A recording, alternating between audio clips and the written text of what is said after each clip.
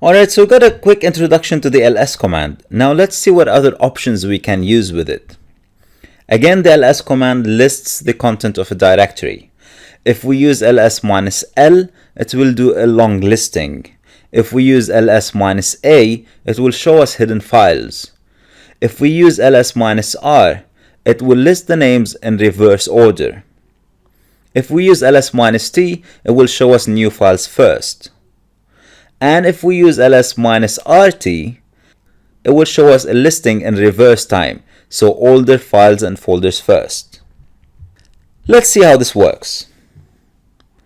So right now I'm in my home directory, and if I type ls, I can see the content of my home directory, all of these directories, or folders in other words, desktop documents and so on. Let's say I want to display the content of the temp directory. I can do that easily by typing ls /temp. And now I can see the directories that I just created and some other files that I've created, including test file, test file 2, and X files. Let's see how the options work. Now if I type ls-l using the -l option and /temp, notice how different the output looks. This is what we call the long listing with ls. What I want you to focus on for now is the very first letter or symbol on the far left. D stands for directory. And notice how in Kali, the directories are colored in blue by default. So you have dir1 and testdir. These both are directories with the letter D on the far left. The dash symbol signifies a file, as can be seen here next to the test file 2, and X files. Let's say I want to display the content of the dir1 directory.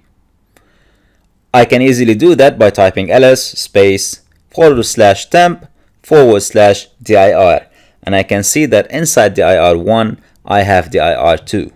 So what I'm trying to say here is that you don't have to cd into a directory to see its content. You can do that from anywhere in the system by typing ls and the full path. Now let's see what the -a does. If I type ls-al /temp, I'll see a lot more output. See all of these entries colored by green and preceded by a dot? These are hidden files. This is why we didn't see them in the first time we used ls-l. Using the -a shows us the hidden directories and files. And usually these are preceded, like I said, by a dot. Notice the top two, the dot and the dot. We've seen these before with the cd. Let's understand a little bit more how this works. Let me do an ls-al on the directory 2 under dir1 and temp. Notice that the directory 2 is empty. All that I can see there is the dot and dot. Let's cd to dir2. Now, like I explained when we were looking at the cd, the dot signifies the current working directory. The dot was up one directory. So now if I type cd dot, in theory, I should still remain where I am because the dot signifies the current directory. Let's see if this works. I'm going to type cd dot, and notice that my working directory hasn't changed. I'm still exactly where I am. If I type cd dot, I should in theory move up one directory to dir1. Let's try that.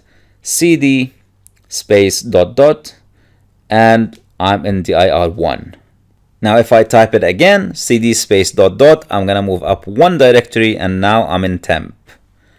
Can you guess where I'll be if I do that one more time? We've already seen that. cd dot, and I'm back to root. I hope now this clarifies the difference between dot and dot and how we can use them in different manners. Let's look at another ls option. First, I'm gonna do the one that we've already seen, ls-l /temp, so you can compare with the other one. Now I'm gonna do the -r one.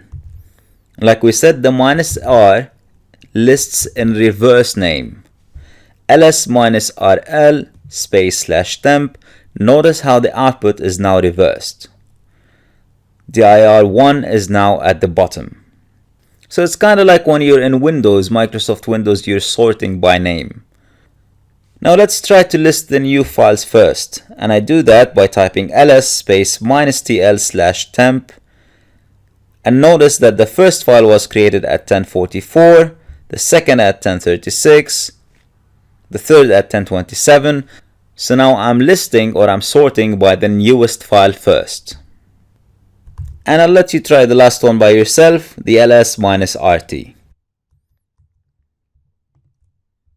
So far so good, I hope. Nothing too complicated. On the contrary, super simple stuff. We've seen how to change directory, we've seen how to create directories and files, and we've seen how to list the content of directories after we created some files and folders inside them. Easy stuff. Here's your mission for this section. Try the following commands that you see in front of you, and note what the results are. The last command in particular is a fairly useful one that can save you quite a bit of time when you're working with Linux.